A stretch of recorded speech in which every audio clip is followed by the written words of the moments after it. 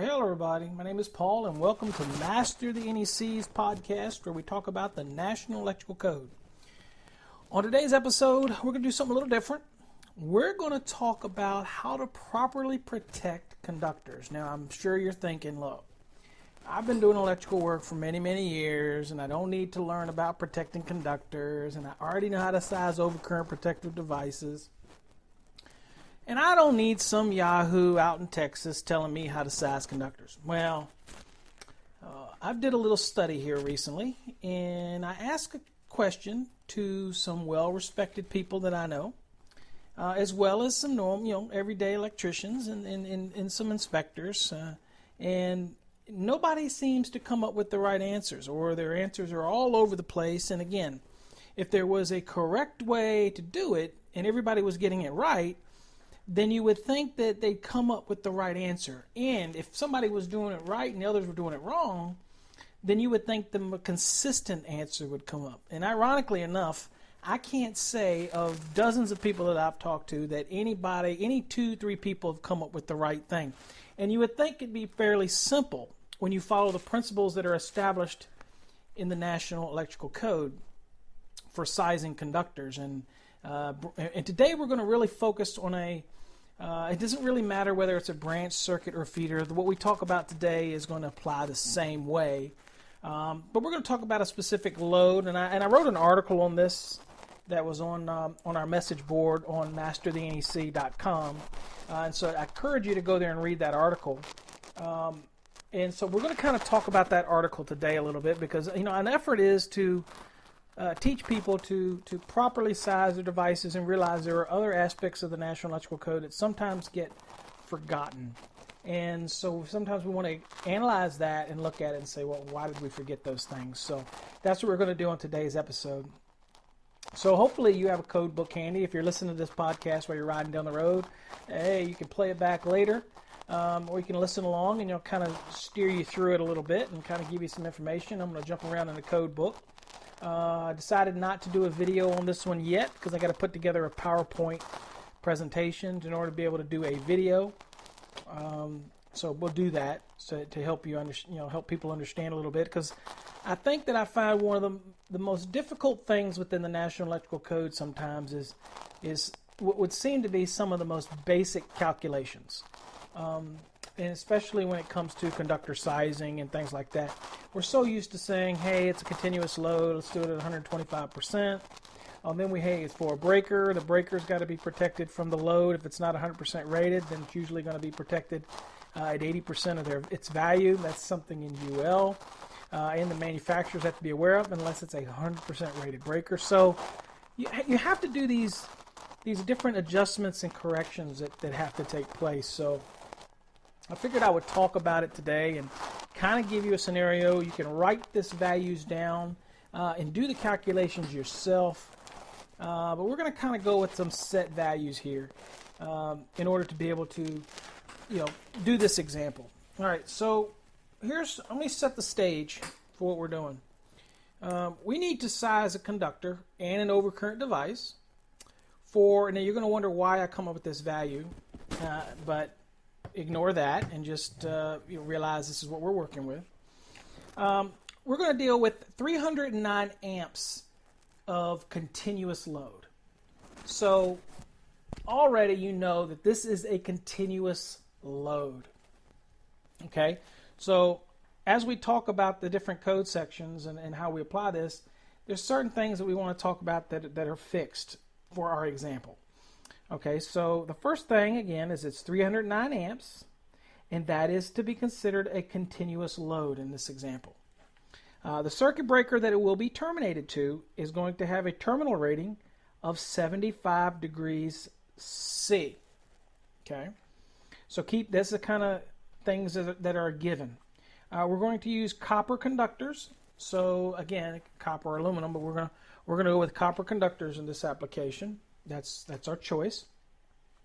We're also going to use THHN, which is dual rated as THWN-2 as well. But it's a dry location, so we're going to go with THHN. So we're already going to know that the insulation is 90 degrees C. And that's at least what the insulation is rated for. Okay. They are being installed in raceways, and I'm not going to have you worry about what size the raceway is. We're going to assume that whatever size conductors you select for this application, that it's going to be properly done to the 40% fill of the raceway, so we're good. We're not talking about parallel applications. That is not an option. We're just talking about what size conductors do we need to handle our load, and what size overcurrent protections do we need in order to protect the conductors, and that's what its primary purpose is.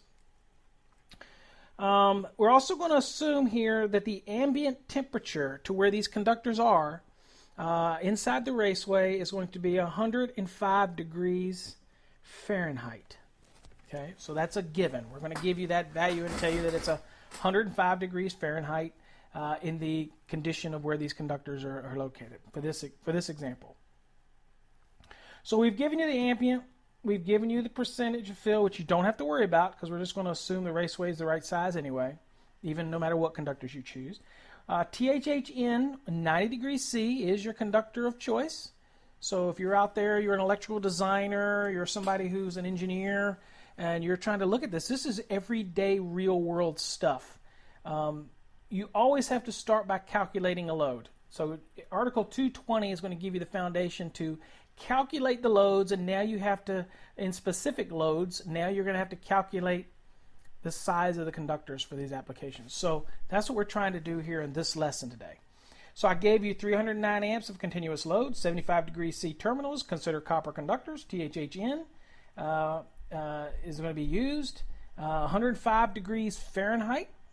What I'm also going to tell you is this is a three-phase. So it is a 4-wire, 3-phase 12208 system. And the neutral conductor does have current on it. It is more than 50% of nonlinear loads. Now, they're not motored continuous loads. They are things like data center, the servers and fluorescence and all these type of things. So more than 50% of this building is going to contain nonlinear loads. So keep that in mind. So that I'm giving you a hint now that this means that you're going to have 4 current carrying conductors. Okay, so I could have made it tough and said it's just a 4-wire 3-phase with a more than 50% neutral loads and made you assume that. But I'm going to make it easy for you, which I did in the example that I gave people. I gave them everything they needed to know. Now, here's the thing. Sometimes people will come back and say, well, wait a minute. You didn't give me enough information. I'm like, look, many times as a plans examiner, this is it, man. This is all I get. And for years, when I get a lot of code questions, people call me up all the time. I travel around the country answering code questions, sit on different panels. This is the basic core information that you get, and you have to be able to size the conductors and the overcurrent that's going to protect those conductors based on the information that you're given.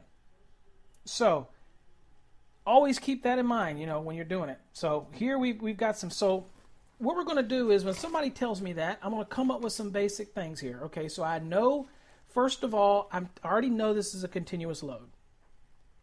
And now I automatically know that I got an ambient temperature here of 105 degrees Fahrenheit. I also know that I got 4 current carrying conductors. So immediately, the first thing that I'm going to do is I'm going to say, look, I've got 4 current carrying conductors. The ampacity table that's found in 310.15 B16 is for a condition of 30 degrees C and not more than 3 current carrying conductors. So immediately I know I'm going to have to do something with this table. So the ampacity values that are in that table are not what I'm going to be able to use specifically from the table. Good news is 310.15 tells me that I can use the 90 degree C column ampacity values for adjustment and corrections. After I apply the adjustment and corrections that are found in 310.15 B2A, which is going to deal with the temperature adjustment, and 310.15 B3A, which is going to have to do with the number of current carrying conductors. So I have a values there that I'm going to deal with. Okay, so I already know that. So that's the first thing that's got to come to your mind. The next thing we always have to remember is that no matter what our ampacity is, and this is where everybody seems to go wrong in this calculation, no matter what the ampacity is after I've made these adjustments and corrections, it has to be large enough to handle the load. That's key, the actual load. But secondly, you've got to make sure that that conductor's new ampacity value is protected by an overcurrent protective device. That is important. Now, the other things that people forget is when we start doing these calculations, the overcurrent protective device for continuous load has to actually have the load, which is the 309 amps is continuous load, times 125%. Okay, and that's for the breaker. But I think you're going to also see that it kind of is also for the wire, but indirectly it's really for the breaker. So there's a little bit of redundancy in here. It's not you're not going to apply 125% twice. So that's a lot of times people do that. The other thing to remind you is that table 31015B16 is already based on continuous loads. That ampacity value under that condition, which is 30 degrees C, and not more than 3 current carrying conductors, is based on continuous load. That is a continuous value under that perfect condition. So in other words, if it ran at those conditions, it would never exceed the insulation's temperature value based on those table ampacities.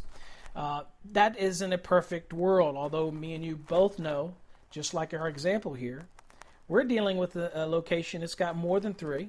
So you're going to have what's called mutual heating from other conductors. You've got a neutral that's going to carry current, so that's going to contribute to heating, which was unaccounted for.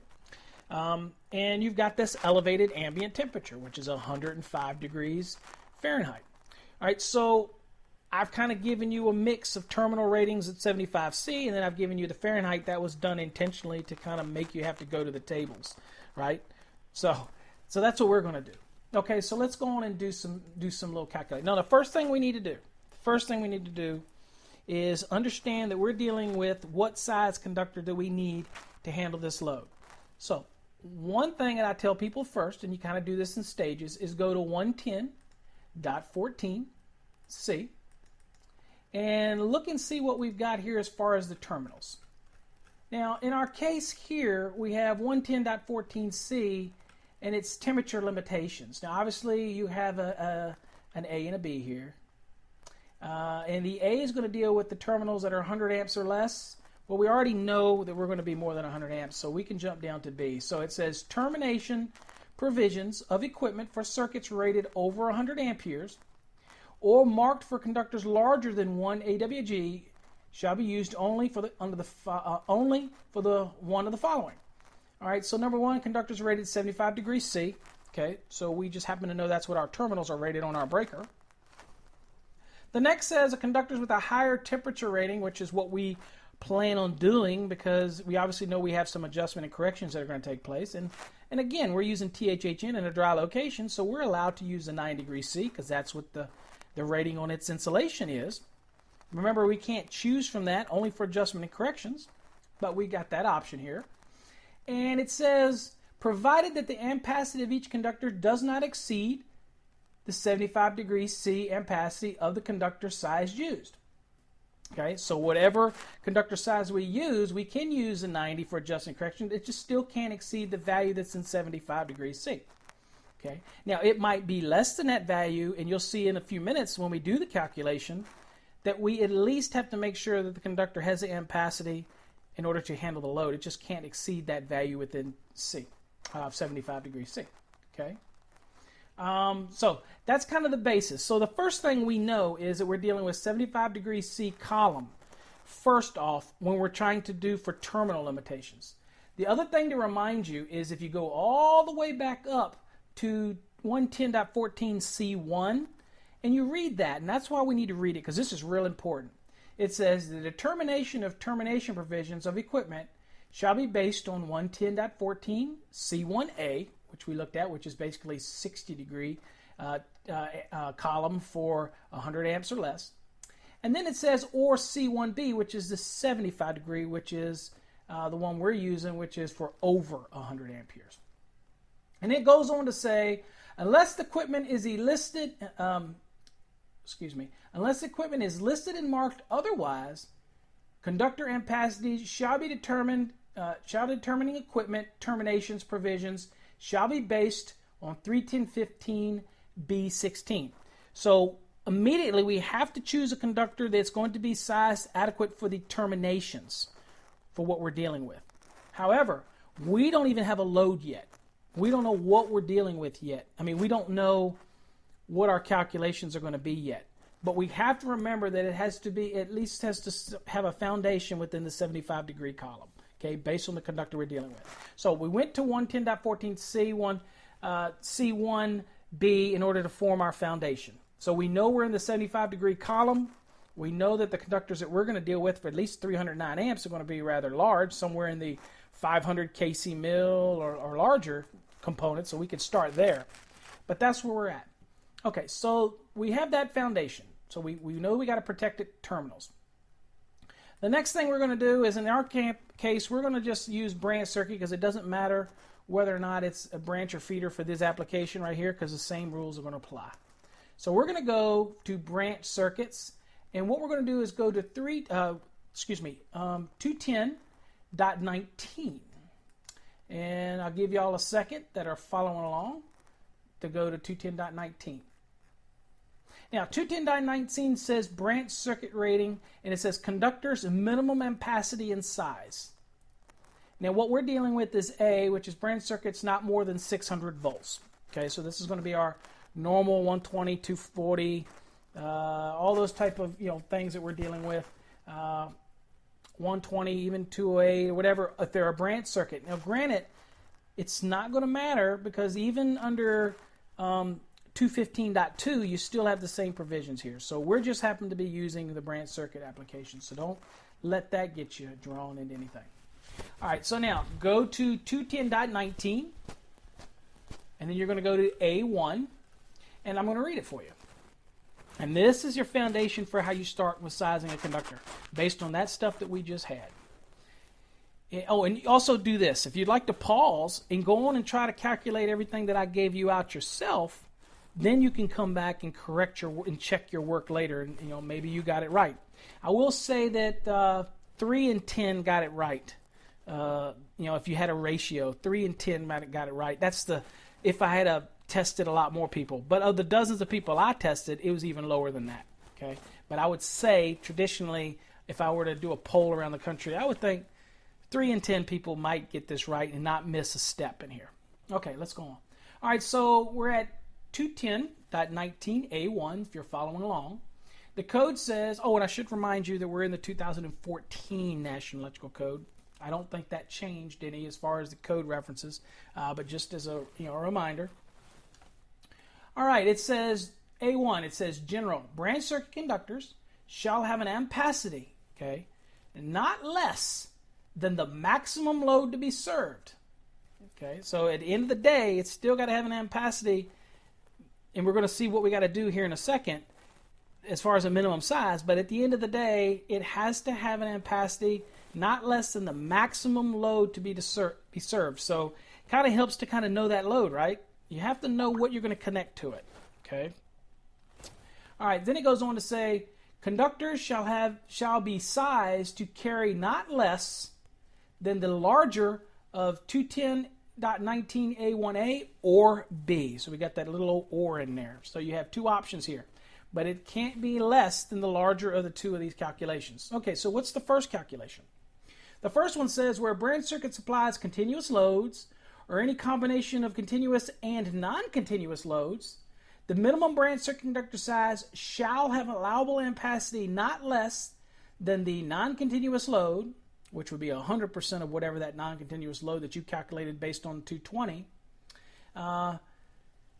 Article 220, which you're dealing with calculations, based on 100% of the non-continuous and 125% of the continuous load. Okay, so it can't no less than that. This is what A says. So when you're picking a conductor's minimum size. All right, in our case, we had 309 amperes, correct?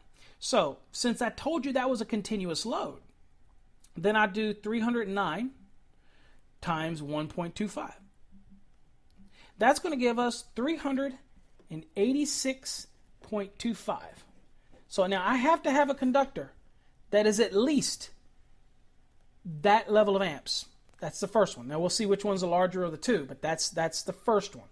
Okay, and so that's first. So we'll keep that a little right next to us. All right. Now don't go look at your conductor sizes yet. Okay, we'll keep it right there. The next thing we're looking at is B. Now, B says the minimum branch circuit conductor size shall have allowable ampacity not less than the maximum load to be served after the application of any adjustments or correction factors. Okay? The allowable ampacity not less than the maximum load to be served. Okay? Now, some people look at this differently. They'll look at this as the maximum load to be served is what you've calculated, and you've done the submittal, and you think this is the load. Others will look at it and say, well, you know what? If I've got to be the larger of the two, yeah, I might do this conductor sizing after adjustment and correction, but you're going to see in a minute that if you don't know what the load is somebody can put on a conductor, you still have to protect that conductor at the potential that they could put on it. And so there's a way we have to do that. So this wording could be a little bit cleaner. And again, I might make a submittal, but then many people, it's perfectly clear. So for me, the allowable ampacity of a conductor, the maximum load is the maximum load that could be put on that conductor safely and be protected by the overcurrent device. So that's how I view it. You want to view it differently, that's fine. At the end of the day, in our example, it's not going to matter because you're going to see why here in a short bit. And it's not going to matter because it's got to be the larger of the two anyway. So this one says, and I'm going to reread it again, it says this option says the minimum branch circuit conductor shall have an allowable ampacity not less than the maximum load to be served after the application of any adjustment and correction factors. So the first thing that's going to tell me is that I can use the 90-degree column for adjustments and corrections. But after I do that, I have to have a conductor that can actually serve the actual load that we're dealing with. In this case, it was 309 amps. That's the actual load. That is our continuous load. So I have to have a conductor that can do that. However, once I do that, I have to choose the larger of the two, okay, for that application. But let's go on and do the math, and let's see what we got. And let's start out with since traditionally everybody thinks of a 380 amp 500 kc mill, you can terminate it on a 400 amp overcurrent device. Well, we got 309 amps here, so let's see if that's going to work for us first. All right, so next thing you want to do is let's go on and go to 310-15B16 real quick and just see what we're dealing with sizes for our amps, for our load here.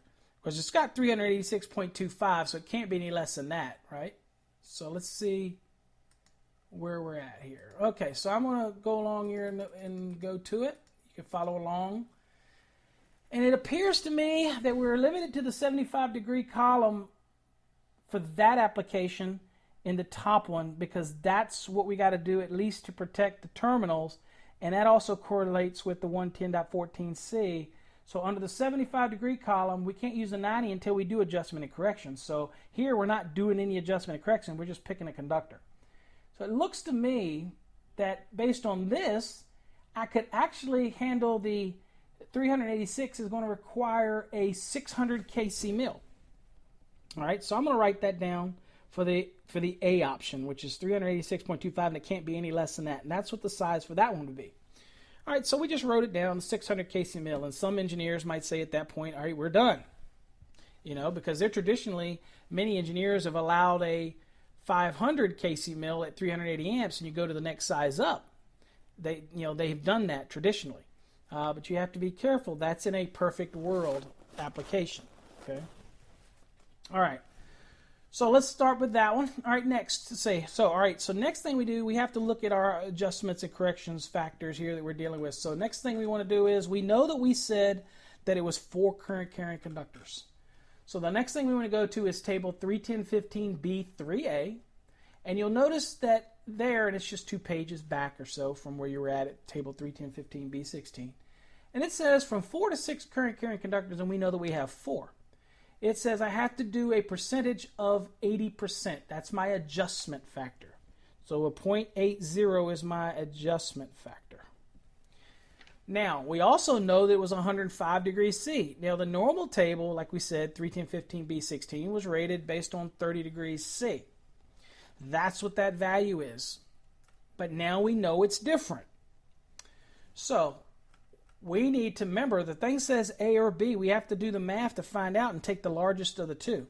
So now we're going to go back to another table, and that is 31015B2A. And if you remember, that is your ambient temperature correction. And since we're talking in Fahrenheit, and we said it was 105 degrees Fahrenheit, we're going to come down on our chart.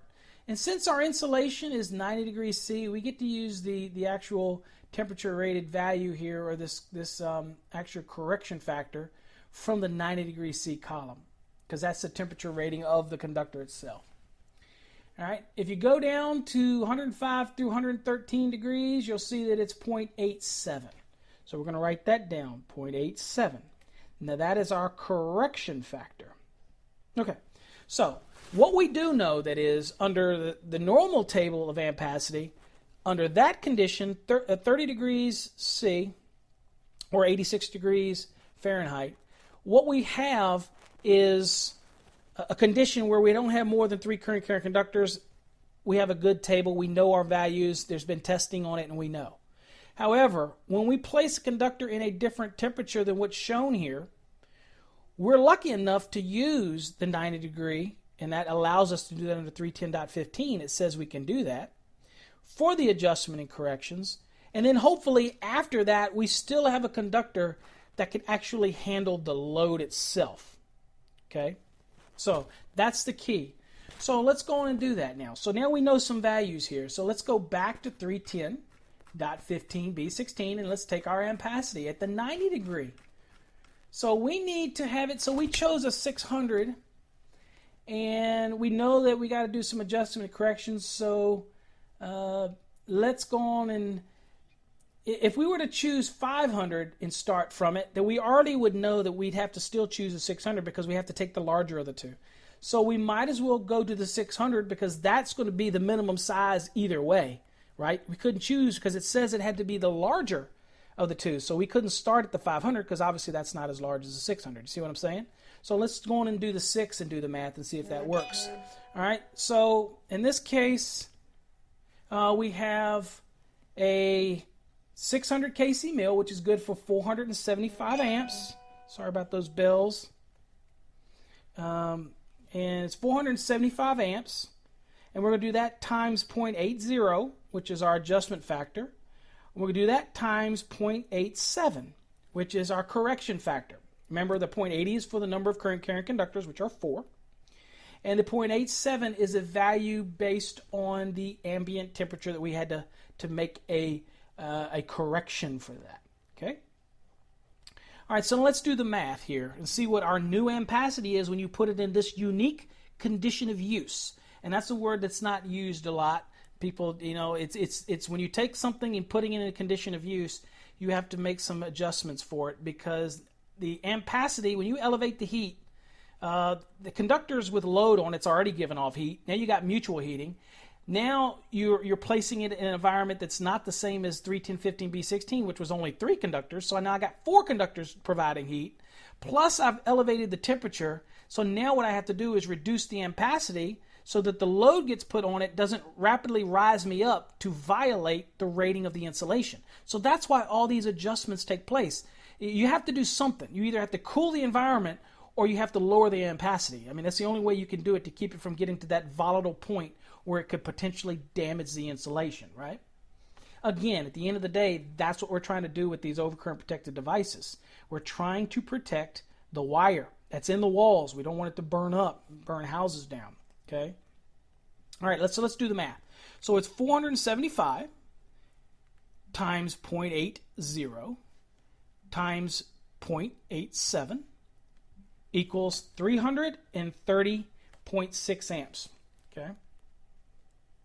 So we have to have a conductor now that can handle at least, this conductor now is 330.6 amps. So here's what you're thinking. Here's what everybody's thinking. And I understand what you're doing. You go, wait a minute. That 600 kc mil even after adjustment corrections, it can handle the 309 amps of continuous load. And that's correct. It can handle it. So, yeah, I've selected a conductor. Now, if you do that with a 500 kc mil, which you couldn't do anyway based on 210.19A1, A and B, then you'll say to yourself, well, a 500 kc mil could handle that, but not after adjustment and correction, because that would end up at the same values here. I think that ends up like 299 amps, so then you got a problem. All right, now, here's the thing. Here's where people mess up, because we think we're done. The National Electrical Code has this little thing called 240.4, and let's read it real quick, because now we have what's called a new value for this conductor. It now has an ampacity value of 330.6 amps, right? I'm not going to throw anything out. I'm going to give you the whole 330.6. Now, if you go to 240.4, what does it say? It says conductors other than flexible cords, flexible cables, and fixtures shall be protected against overcurrent in accordance with their ampacities specified in 310.15, unless otherwise permitted or required in 240.4A through G. Now, we have this little thing called 240.4B, which says, hey, if an overcurrent device doesn't correspond and it's 800 amps or less, you can go up to the next size because it doesn't correspond. Now, we have a conductor now that is good for 330 amps. Logically, how would you protect that? Everybody on Earth would say you've got to protect it with a 350 amp overcurrent protected device. Makes sense, right? They don't make one at 330. The next size, based on 240.6, if you're looking at the standard sizes, then the next size is going to be, let's see here, it jumps from, let's look at it. It goes from 200 to 225 to 250 to 300 to 350. So I would protect it in a 350 amp overcurrent device. Well, here's where we get into the tricky part.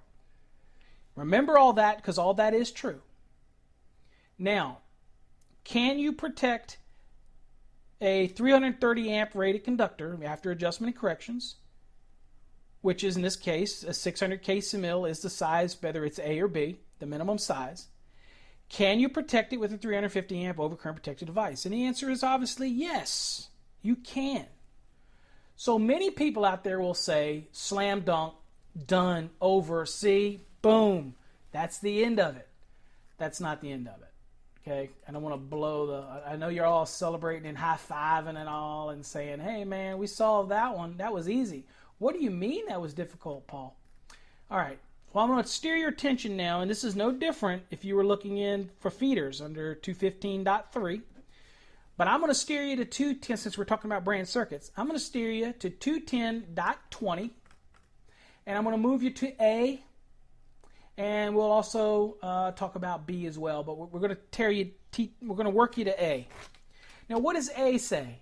Now we're talking about the overcurrent protected device. So we think we're good now, right? We think a 600 amps, 600 kc mil's got us good, right? It's got a 330 amps after adjustment corrections. It's good enough for 386.25 as far as the original one we did, which is 125% of the continuous load, which is 309 amps. We think we're good. We're hot to trot.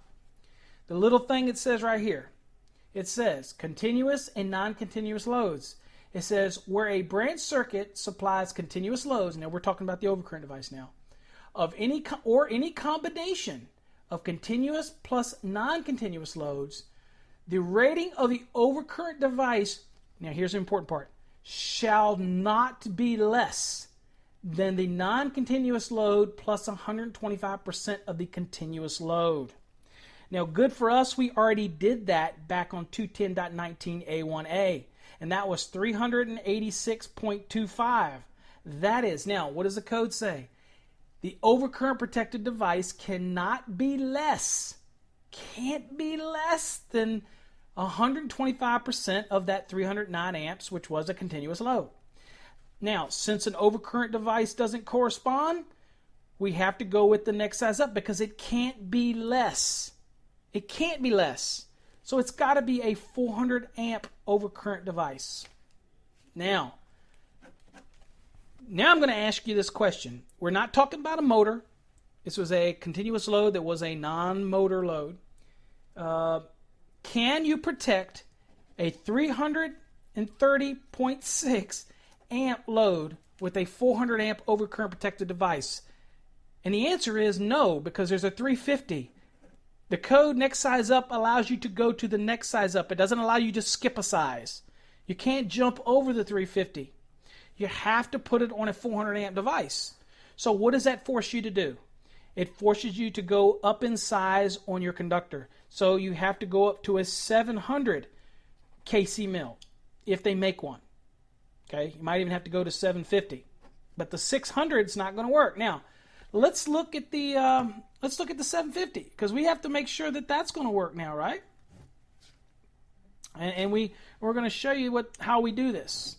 So now let's go to the 750. So now that we're kind of working this out, we thought we were good with 600 kc mil, but now we know that the overcurrent device has to be based on 210.20A, and then of course you had B, which says conductors shall be protected in accordance with 240.4. So there you go. That brings you back to that. It has to be protected at its ampacity. Well, the ampacity is 330 amperes of the conductor now, but the overcurrent device has to be 400 amps based on the requirements on 210.20A. What are you going to do? So now we have to go back to 310.15B16. And when we go back to that, we're going to look at it then.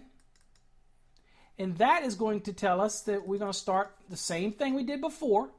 We're going to go down to the 700 kc mil. And that is 520 amps at 90 degrees C value. So now we're going to do 520 times 0.80, the values don't change, times 0.87, and we're going to do that math. So now it's 520 times 0.80 times 0.87. Oops, sorry about that, forgot the 0.87. Equals 361.92. That is the new ampacity of this 700 kc mil. Now, 361 amperes. Can I terminate a conductor with 361 amps on a 400 amp overcurrent protected device? And the answer is, based on the next size up rule, one doesn't correspond, an overcurrent device doesn't meet it, then yes, the next size up allows me to put that on a 400 amp device. So, I am forced, based on the calculations that we did, based on the fact that we had 309 amps of continuous load, and I gave you that value. Now I know that I have to have a 400 amp overcurrent device because I can't have less than that. That's what we saw in 210.20A. I got no choice now. Also, 210.20B told me that I had to use 240.4 to protect that conductor at its ampacity. So, on a 361.92 or 362 amp rated conductor, I can now put it on a 400 amp overcurrent protective device as long as my calculated load does not exceed 361. But that is potentially the maximum amount of load that I could put on that conductor based on these values and still be protected by that overcurrent protective device. Okay? And then you still have to be careful. We're doing the calculations based on the load that's given to us at hand. All right? So that's going to result in a 700 minimum kc mil conductor to be able to do it, to handle the load in question. So that's why it's so important to do the calculated load and know what your loads are. And if you don't know your loads, then you want to do a worst case scenario on your loads. Like if you're in a data center where they're constantly moving loads in and out, in and out, in and out, and there's a potential for them to simply overload it up to a point, then you have to be able to protect it. And that's what we're doing here. Okay? So, based on the minimum size of the overcurrent device, we had to have a conductor that can actually be protected by that 400 amp overcurrent protective device. And that's what we've done. Okay? So, hopefully, that helps you out. Hopefully that explains to you how you size conductors. And again, you can use it in any scenario you want and how you want to do it. You know, don't forget the requirements. When you got smaller conductors, you have the 240.4D requirements. So a 10 gets a 30, a 12 gets a 20, a 14 gets a 15 amp. I mean, don't forget those basic rules for smaller conductor protection. Always remember the next size up rule. Always remember that 310.15b16 is referenced in 110.14c as a base point for picking your conductor. When you're doing the size based on A and B of 210.19A1, A and B, that the first one you do 75 to kind of get you the basis of what size you might need based on that calculation at 125% of the continuous and 100% of the non-continuous. And then you can do the calculation where you use a 90-degree column and apply your adjustment and corrections. As long as you have an ampacity afterwards that can handle the load, then you might be okay. Then you have to turn around now and make sure that the conductor that you selected is going to be protected by the overcurrent device, which you're forced to have, which is 125% of your continuous load for that overcurrent protected device, or however your calculation comes out in 210.20a. All right. That is something I just wanted to make sure that everybody understands. Whether you agree with it, disagree with it, if you want to choose a conductor off face value off of 310.15b16, that's fine. Just remember that this is based on the conditions of 30 degrees C, ambient. It is based on not more than 3 current carrying conductors. So how in the world could you just pick a conductor value based from the 75-degree column in here, knowing that you're going to have more than 4 current carrying conductors? If you're not, then you're okay. You might only have to make an adjustment for the ambient in that application, or the number of current carrying conductors.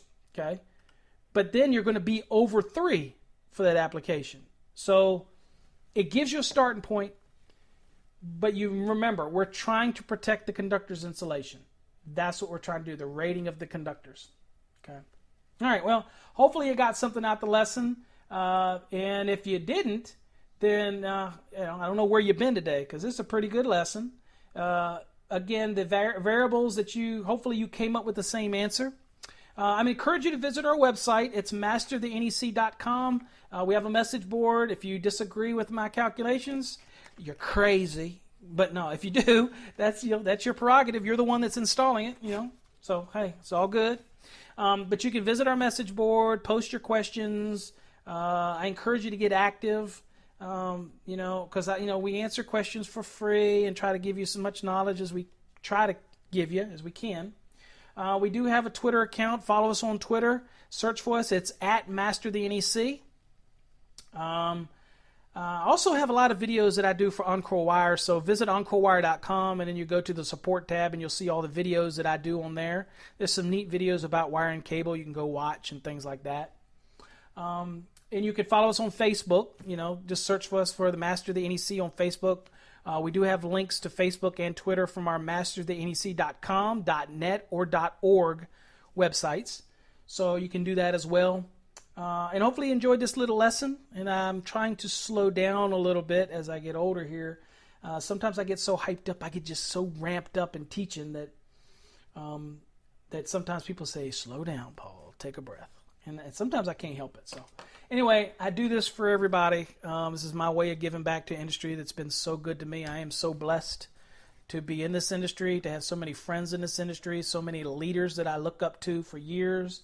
The Mark Odeys, the Jeff Sargents, the Mike Holtz, all of those people the Charles Millers, the Phil Simmons, all of those people that I've grown up through the years looking up to. To be able to give back to the industry. So hopefully I can help you out and teach you some more code and teach you some more electricity and whatnot. So thanks again for listening to my podcast, and hope to catch you next time on a future Master the NEC podcast. Thanks for listening. God bless, and until next time, be safe.